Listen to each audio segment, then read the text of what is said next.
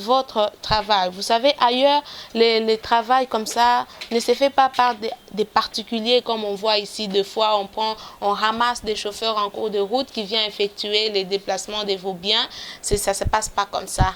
Et c'est ça, Raycat répond à ces besoins-là. Et quand Raycat est en train de vous aider dans ce sens, vous avez la sécurité, vous savez que vos biens vont arriver à bon port. Il y a aussi des entreprises qui ont des marchandises, un commerçant qui a acheté ces marchandises. Il ne sait pas à qui c'est voué, vous voyez, il a dépensé de son argent pour acheter ses biens. Alors, il a besoin d'une entité qui va bien transporter ces marchandises jusqu'à arriver au lieu qu'il faut. Et Raycat rend vraiment ce service-là. Donc, cette sécurité que l'entrepreneur a, cette sécurité que les familles ont de savoir que nos biens sont transportés par une entreprise sérieuse.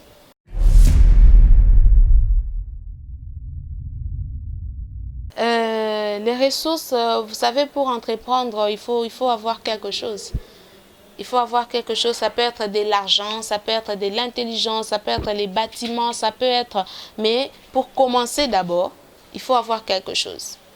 On commence toujours avec les moyens de bord. C'est vrai qu'à un certain moment, on a toujours besoin des prêts, on a toujours besoin des partenariats, mais pour le moment, nous fonctionnons avec nos moyens.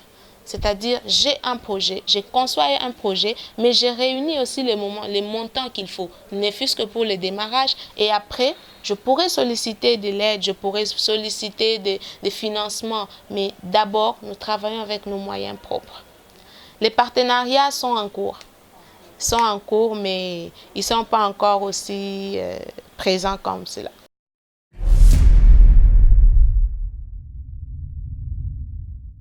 Les stratégies, la première stratégie que nous avons mis en place, c'est la proximité avec les Quinois.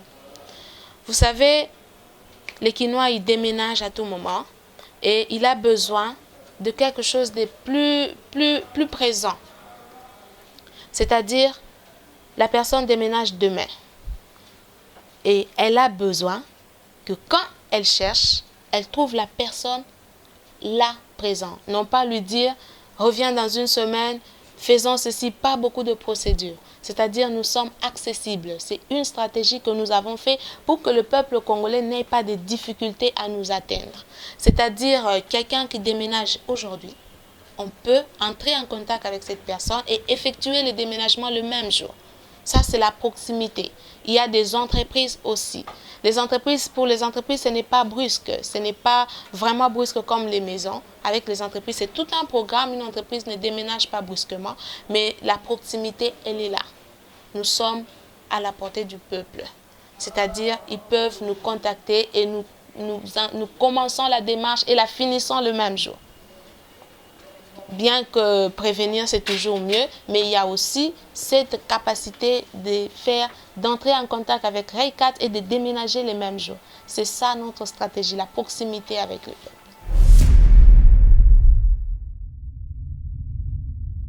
Nous avons le projet d'avenir et nous voulons que Raycat soit à mesure d'aider toute personne qui se retrouve premièrement dans la capitale à déménager, peu importe les lieux où il se trouve. C'est-à-dire, nous voulons vraiment être présents dans toutes les communes. Voilà. Où quelqu'un peut avoir besoin de déménager, il sait à qui se fier et le travail se fait. C'est vraiment ça que nous voulons. Et même aussi pour les entrepreneurs. Un entrepreneur qui vient, ça peut être il vient de l'étranger ou il est dans la capitale même, qui achète ses biens. Il sait à qui se fier, il a toute confiance que dès que je vais atterrir au pays, je sais qui appeler et mes marchandises vont arriver. Oui, là, premièrement pour la capitale et nous allons nous étendre partout selon que le besoin va se présenter.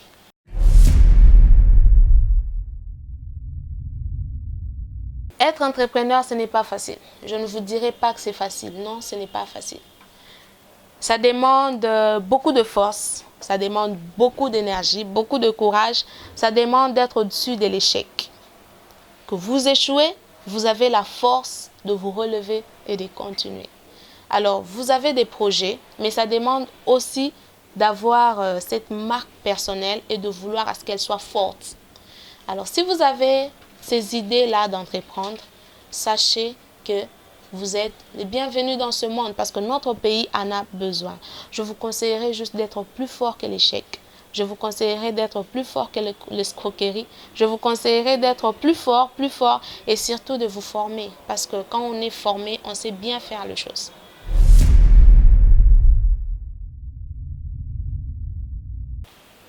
Il faut savoir faire chaque chose à son temps. Nous n'avons que 24 heures, mais il faut savoir combien d'heures pour le travail, combien d'heures pour la maison. Malheureusement, c'est le même corps qui doit faire tout ça. Ça veut dire la fatigue est là, la maladie est là, mais il faut savoir donner les meilleurs à chacun. Quand je suis au travail, j'ai fait un effort de donner les meilleurs de moi. Et quand je suis à la maison, je dois aussi donner les meilleurs de moi. Parce que ma couronne ne viendra pas seulement parce que j'ai eu un très bon travail, mais ma couronne viendra de Dieu, bien sûr, parce que j'ai été une bonne femme dans ma maison, une bonne mère pour mes enfants. Je suis une bonne directrice dans mon entreprise. J'ai fait ce qu'il faut et je l'ai fait très bien. Il y a des contraintes, oui.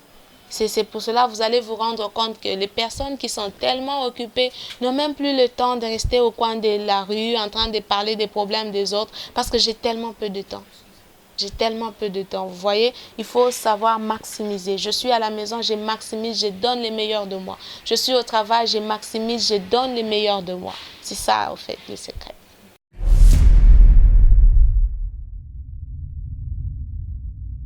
L'éducation compromet, l'entrepreneuriat compromet l'éducation des enfants si on néglige. Parce que je venais de le dire tout à l'heure, ce n'est pas facile. C'est la même personne qui doit se départager entre les deux responsabilités. Ça demande alors la force, ça demande l'énergie. Ça demande l'énergie. Alors, ça compromet si on est négligent. Mais il y a aussi des choses que l'on subit. C'est-à-dire, tu n'es pas là toute la journée et tu viens à 17 heures. L'enfant a emmagasiné autant de choses pendant ton absence que tu ne pourras peut-être pas remarquer de 18 heures à 20 heures. Vous voyez? Mais ça demande beaucoup de force, beaucoup d'énergie. Il faut faire en sorte de combler toute la journée pendant ces peu de temps que tu es là. De telle sorte que quand l'enfant est là, seul, sans ses parents, il a les beaux souvenirs de ses parents. C'est ça. Donc, il faut essayer de combler, de donner à chacun ce qu'il faut. Et moi, j'aime ce que Dieu a fait avec nous les femmes, c'est qu'il nous a donné les capacités. Oui, une femme est capable de travailler toute la journée, de rentrer à la maison, de s'occuper aussi de sa maison. Oui, on a cette force.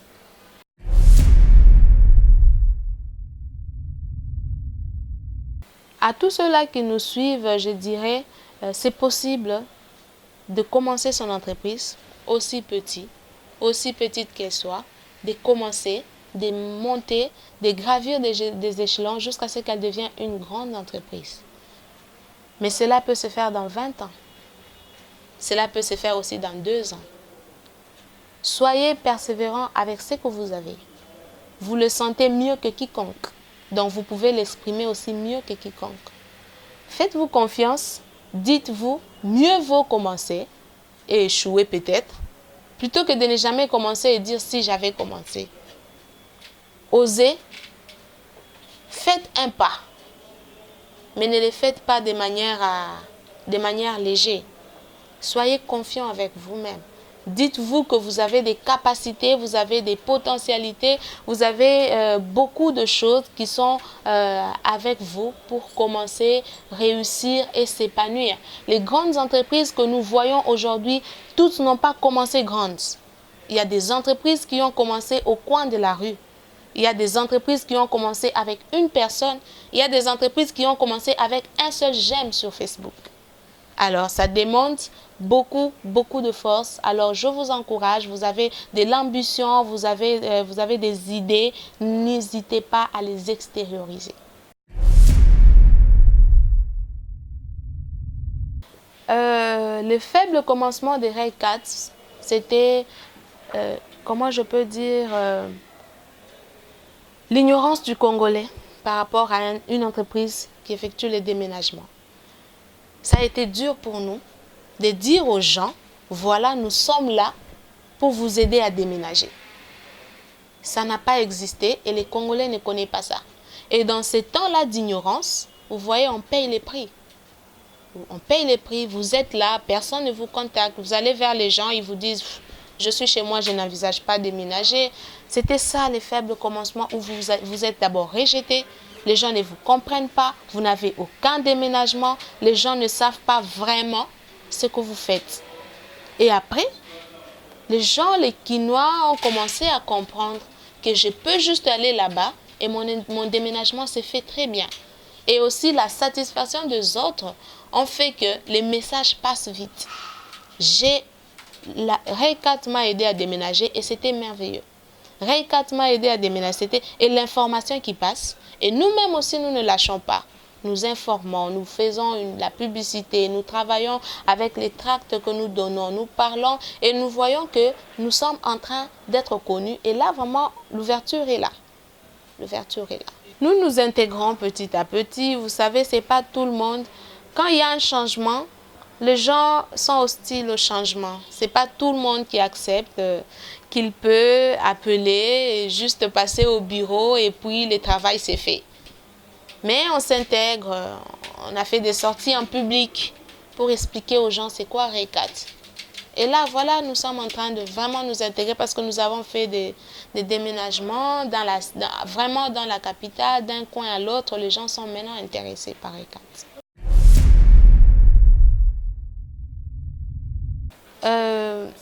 Vous savez, quand la femme travaille, moi, je veux vraiment souligner cet aspect. Quand la femme, peut-être pour l'homme, quand il travaille, il sait qu'il est le chef de la famille, il est le pourvoyeur. Il sait qu'il doit pourvoir aux besoins. Mais quand la femme travaille, il n'y a pas que le besoin de pourvoir. Puisque si une femme qui a un mari directeur, pourquoi elle va travailler? Son mari apporte tout à la maison. Mais pour la femme, il y a aussi l'aspect de l'épanouissement. Je dois m'épanouir. Si mon épanouissement passe par mon travail, je travaille. Il y a des femmes qui sont épanouies en étant femmes ménagères, on ne peut pas les interdire. Mais il y en a aussi qui doivent travailler. Il y a des femmes à qui il y a ces charismes-là de diriger des entreprises. Vous n'allez pas leur dire de rester à la maison. Leur épanouissement passe par ce travail-là, elles doivent le faire. Il y a des femmes qui sont appelées à rester à la maison. Il y en a d'autres qui doivent travailler. C'est inévitable. Si son épanouissement passe par son travail, laissez-la travailler. Et si elle se sent aussi mieux en étant à la maison, bon, on ne juge personne. Chacun s'épanouit de sa manière.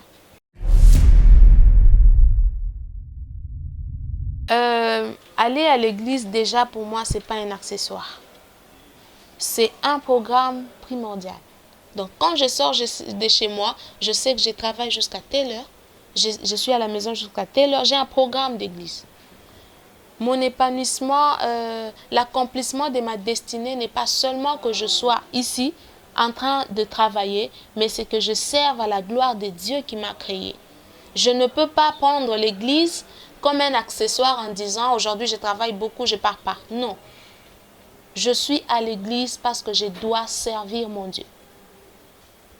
Peut-être que je sers mon Dieu en étant mère, peut-être que je sers mon Dieu en étant femme entreprenante, mais je dois aussi travailler, œuvrer dans l'église, dans mon église où je suis.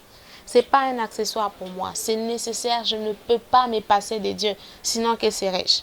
Il n'y a pas de vie en dehors de Jésus-Christ.